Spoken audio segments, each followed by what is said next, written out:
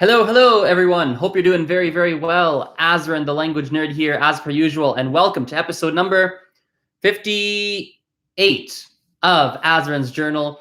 For those of you who are new to this segment and don't know what it's all about, it's pretty straightforward. This is the segment on my YouTube channel where I share a whole bunch of different language learning tips and, of course, give you guys some insights into my personal language learning journey. I want to dive directly into our topic today, which is about traveling. So anyone who's followed my content for a longer period of time, you know that I am someone who enjoys to travel. I've been to 15 different countries. I've been to 100 different cities across the globe, and I love it. I've been traveling my entire life. And when I talk to a lot of people, I hear certain people who will say things like, I don't have the money to travel. It's too expensive. I wish I could, but it's too expensive. I wish I could, but I don't have the money. And they make comments like this. Hello, Lolly Lolly from France. Hello from Canada. And they make comments such as this. And I received one of these comments yesterday on one of my social networks. I posted, I'm actually going to read it to you so you have full context and you know the full scenario of what's going on. I posted something on various platforms. It said, I highly recommend you travel abroad.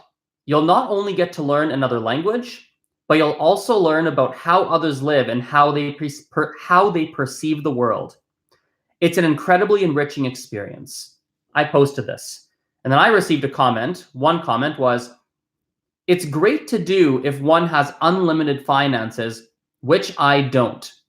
And this is where I want to dive in.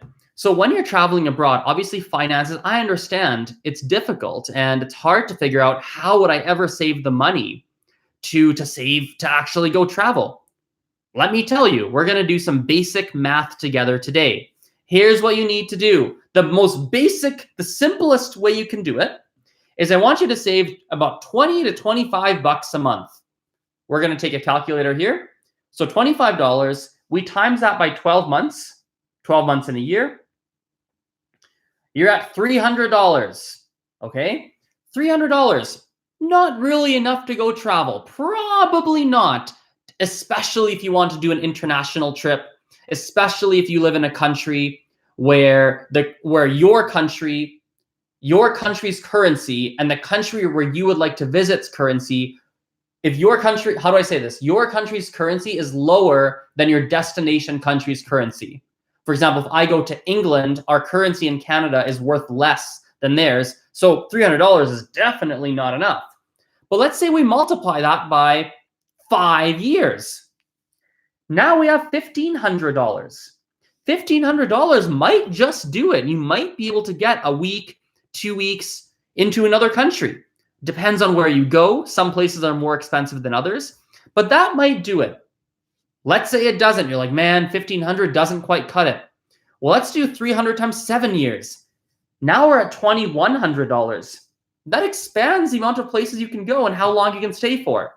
Let's say that's still not enough. Let's make it 10. $3,000, you're set.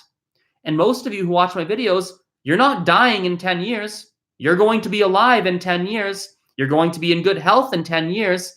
Not to mention, hopefully you get a raise at work in 10 years. You work on yourself. You become a more skilled individual in 10 years. You can earn more money in 10 years. You learn to save more money. So it is a very practical thing to do for you. Traveling abroad to another country is extremely practical on a financial basis if you just save a little bit of money every single month and you're disciplined about it. I think the challenge becomes discipline. People don't have the discipline. I think as well, and I can have empathy for this, if you prioritize other things. I think if you prioritize, maybe you have debt and you're trying to pay down the debt and that's why you're not traveling. More power to you. That's 100% okay. And you're making the responsible decision for yourself. Or if you have kids and you are choosing to not travel because even though you would like to, you've decided that there's things that are more important considering your lifestyle. That respect, more power to you. But when you make a comment such as the one here, and it's not the first person who said it to me, that say, "Oh, you need infinite finances. You need to be rich. You need to have lots of money. Oh, that's just not true. That is false and it is wrong. And I want to bring this up on today's video, on this video on my channel today, because one of a very effective way, a rapid way for you to improve in another foreign language is by traveling abroad, is by going to another country that speaks your target language and immersing yourself in that country. It's very effective for a lot of people, especially when you're thoughtful about how you plan the trip out and you make sure that you have lots of activities going on where you're going to be using the language and truly surrounded by that language. So I think it's a fantastic thing to do. And if you're playing the long game with your languages and you're playing the long game, you're trying to play things out in a long-term fashion, and you're thinking that you want to be fluent in like 4, 5, 6, 8 years, I think traveling abroad and starting to save some money will really do you a lot of good, especially considering $25 a month. There's people that can save more than that. There's a lot of you who can save more than that per month.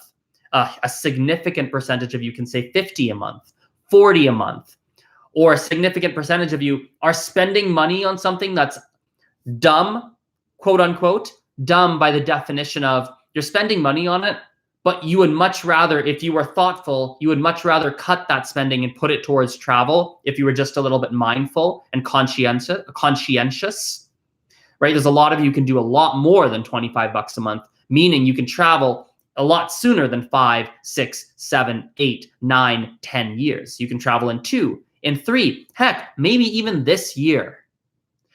And so that's an important thing I wanted to mention. The final thing I'll say in this video here about language learning, and it is related to travel as well, at least in my eyes and based on my life experiences.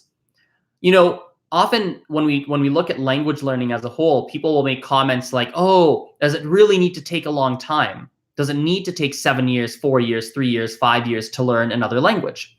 And the answer, as I've answered many times, as many people have said, is yes and no. If you want to achieve a very advanced level in another language, yes, it's going to take you a long time. If you want to be as close to perfect as you can, yes, it will take you years. But if you just want to get by, have conversations, be functional, conversational, no, it can happen reasonably fast. And I was thinking of it right now as I'm making this video because recently I had a student who was going to Colombia and just wanted to be functional in Spanish. And I got her ready. We worked together and probably spent, I would say, 20 hours, something like that. Maybe roughly, let's say 15 to 20 hours, plus a little bit of previous study she had done. So maybe let's call it 100 hours total. In 100 hours, we got her nowhere near perfect, but definitely reasonably prepared for her trip.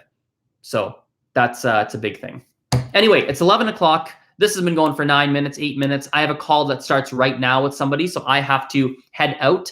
Thank you for watching this. I appreciate your attention. You guys are awesome, and we will talk very soon. Bye-bye.